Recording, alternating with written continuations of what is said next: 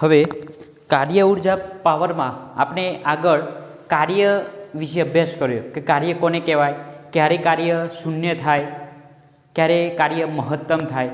તો હવે આપણે ઉર્જા વિશે માહિતી મેળવીએ. તો પહેલાં આપણે જોઈએ કે ગતિ ઉર્જા.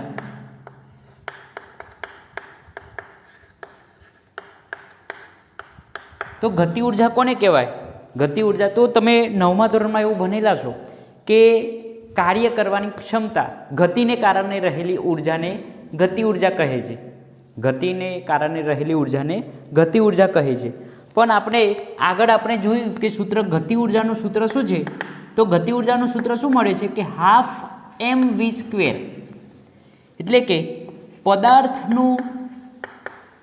પદાર્થનું દળ અને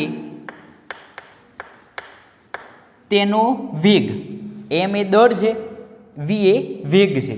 તો પદાર્થનું દળ અને તેના વેગના વર્ગના ગુણાકાર છે. આ તો ગુણાકારના અડધા મૂલ્યને હાફ છે એટલે અડધા મૂલ્યને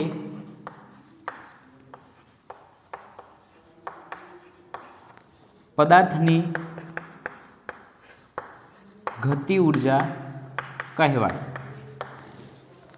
પદાર્થની ગતિ ઉર્જા એટલે શું કે પદાર્થનું દળ અને તેનો વેગ.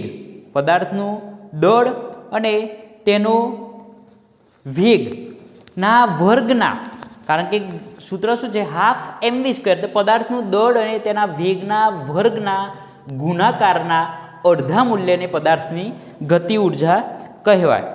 પદાર્થની ગતિ ઉર્જા કહેવાય. હવે પદાર્થની ગતિ ઉર્જા જે છે કે ગતિ ઉર્જા જે છે એ અદિશ રાશિ છે. કેવી રાશિ છે? અદિશ રાશિ છે. પછી બીજું કે એનું પારિમાણિક સૂત્ર એકમ. તો એકમ તો ઉર્જાનો જે એકમ થાય એ જ ગતિ ઉર્જાનો એકમ થાય, એટલે કે જૂલ.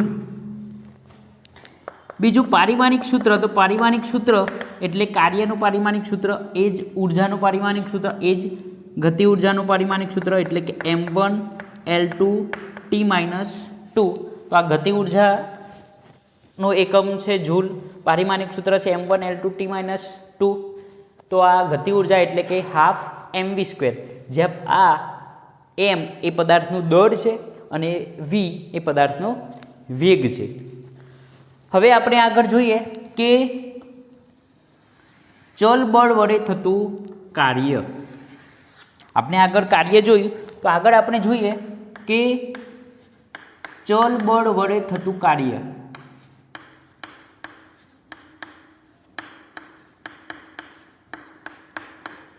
તો ચલ બળ વડે થતું કાર્ય એટલે શું?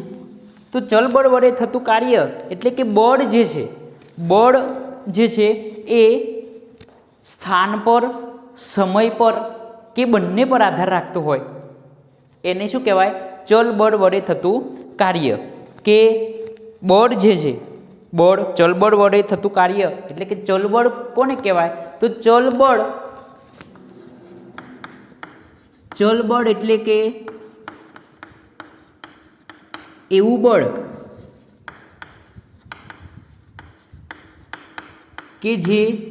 કે જે સ્થાન પર,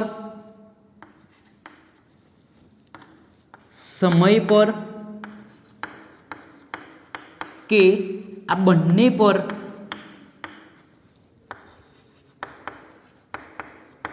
આધાર રાખતું હોય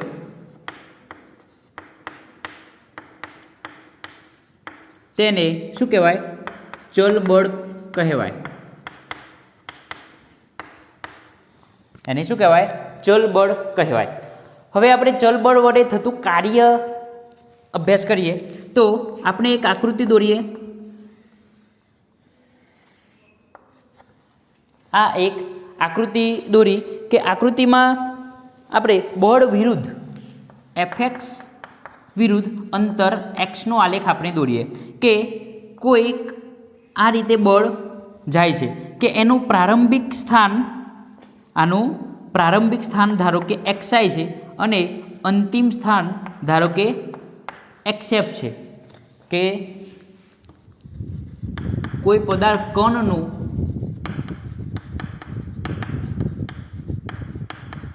પ્રારંભિક સ્થાન એક્સઆઈ છે અને અંતિમ સ્થાન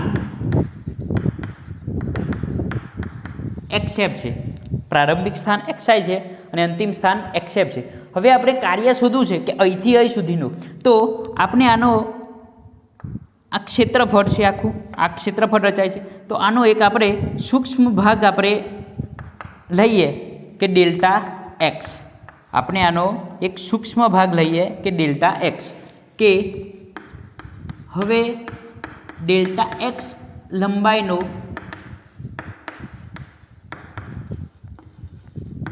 એક સૂક્ષ્મ ભાગ વિચારતા, તો સૂક્ષ્મ કાર્ય શું થશે કે F X into delta x. કાર્ય એટલે શું થાય? બળ ગુણ્યા સ્થાનાંતર. તો F X into delta x. હવે કુલ કાર્ય શોધવું છે, તો શું કરવું પડશે કે અહીંથી એક્સઆઈથી એક્સએફ સુધીનો સંકલન, એટલે કે એક્સઆઈથી XF F X into DX. F X into DX એટલે કે એ શું થશે? ચલ બળ વડે થતું કાર્ય. શું થશે? ચલ બળ વડે થતું કાર્ય એટલે કે એક્સઆઈથી એક્સએફ એફ એક્સ ડીએક્સ. તો આ એક કાર્યનું સૂત્ર થયું. હવે આપણે આગળ કે ચલ બળ વડે થતા કાર્યની મદદથી કાર્યની રીતે આપણે કાર્ય ઊર્જા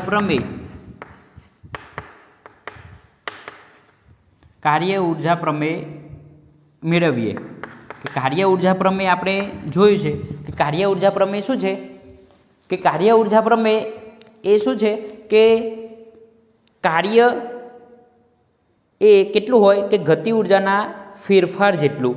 કાર્ય કેટલું હોય કે ગતિ ઊર્જાના ફેરફાર જેટલું. તો આપણે ગતિ ઊર્જાનો ફેરફાર એટલે કે ગતિ ઊર્જા બરાબર સૂત્ર શું છે? Half mv². સૂત્ર શું છે ગતિ ઊર્જાનો? ગતિ ઊર્જા એટલે હાફ mv². હવે આપણે એનો ફેરફાર બંને બાજુ વિકલન કરીએ ટીની સાપેક્ષે, તો ડીકે બાય ડીટી બરાબર શું થશે? DT half mv². બંને બાજુ આપણે શું કર્યું? વિકલન કર્યું, કારણ કે ગતિ ઊર્જાનો ફેરફાર તો સમયની સાપેક્ષે ફેરફાર કરીએ તો d k by d t is equal to d by d t half mv². હવે ડીકે બાય ડીટી અને આ બાજુ, તો આ બાજુ શું થશે કે હાફ એમ તો છે જ, 2 આગળ આવી જશે તો 2v.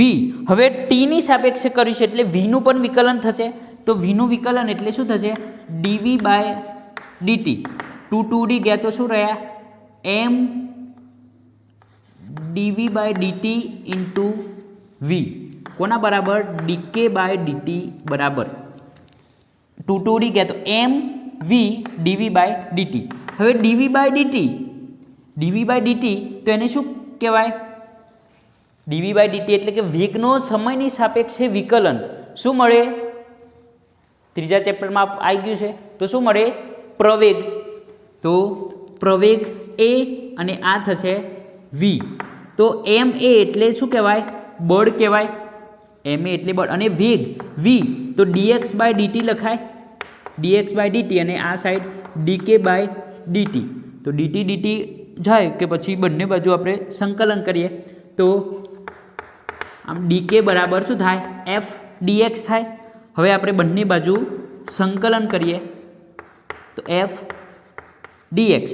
હવે એક્સમાં જો એક્સઆઈથી એક્સએફ ફેરફાર થતો હોય, એક્સમાં એક્સઆઈથી એફ અને ગતિ ઉર્જા કે પ્રારંભિક ગતિ ઉર્જા અને આ અંતિમ ગતિ ઉર્જા, તો ડીકેનું સંકલન થાય કે પ્રારંભિક ગતિ ઉર્જા અંતિમ ગતિ ઉર્જા બરાબર એફ ડીએક્સનું સંકલન થાય એક્સ એક્સએફ એક્સઆઈ.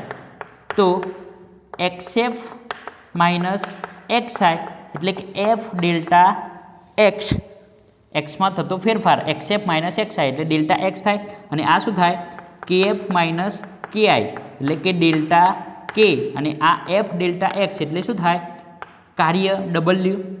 તો ચલ બળ વડે થતા કાર્ય જે છે એની મદદથી આપણે કાર્ય ઉર્જા પ્રમેય જોયો કે કાર્ય ઉર્જા પ્રમેય શું છે કે ડબલ્યુ બરાબર ડેલ્ટા કે, ડબલ્યુ બરાબર ડેલ્ટા કે. તો ફરીથી આપણે જોઈએ તો ગતિ ઉર્જા એટલે શું કે ગતિ ઉર્જા એટલે હાફ mv સ્ક્વેર.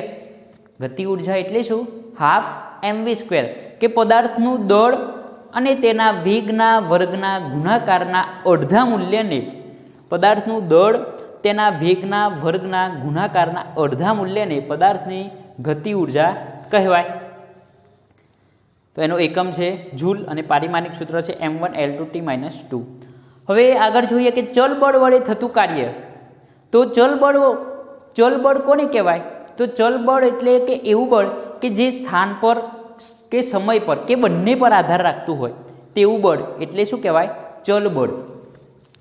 તો એફ વિરુદ્ધ એક્સ અંતરનો આલેખ આપણે દોરીએ કે શરૂઆતનું અંતર એક્સઆઈ છે, એક્સઆઈથી એક્સએફ થતો હોય. હવે આપણે ડેલ્ટા એક્સ જેટલો સૂક્ષ્મ ભાગ વિચારીએ તો કાર્ય સૂક્ષ્મ કાર્ય બરાબર શું થાય એફ ડેલ્ટા એક્સ એટલે એફ એક્સ ડેલ્ટા એક્સ. તો કુલ કાર્ય એટલે કે એક્સઆઈથી એક્સએફ ડીડબલ્યુ આનું સંકલન, તો આ કાર્યનું સૂત્ર થશે. હવે આપણે ચલ બળ વડે થતા કાર્યની કાર્ય ઉર્જા પ્રમેય સાબિત કરીએ તો કે બરાબર હાફ mv સ્ક્વેર, બંને બાજુ વિકલન લઈએ તો ડીકે બાય ડીટી ને ડી બાય ડીટી. હવે આમાં ટી નથી પણ આપણે ટીની સાપેક્ષે કર્યું છે તો 2 આગળ આવી જાય, 2 2 ઉડી ગયા, mv અને vનું પાછું d v by d t, mv d v by d t. તો ડીવી બાય ડીટી એટલે પ્રવેગ એ કહેવાય અને ma એટલે એફ કહેવાય અને v એટલે dx બાય ડીટી. તો ડીકે ડીટી ડીટી ગયા તો ડીકે બરાબર શું થશે એફ ડીએક્સ. તો બંને બાજુ હવે સંકલન કરીએ તો આપણને શું મળે છે કાર્ય ઉર્જા પ્રમેય કે ડબલ્યુ બરાબર ડેલ્ટા કે, ડબલ્યુ બરાબર ડેલ્ટા કે.